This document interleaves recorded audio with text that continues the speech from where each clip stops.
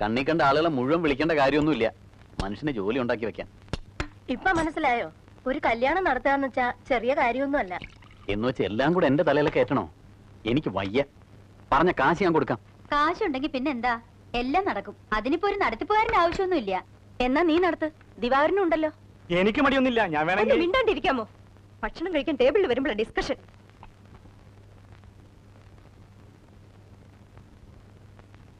നിന്നെ കാണാണ്ടായപ്പോ ഞങ്ങൾ അങ്ങിരുന്നു. ഒരു പാത്രം ഇങ്ങെടുക്കും മാലു. അവള് കുളിക്കുക.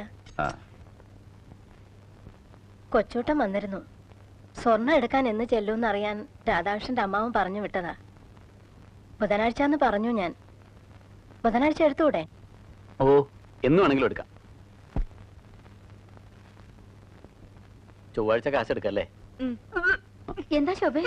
ശോഭേ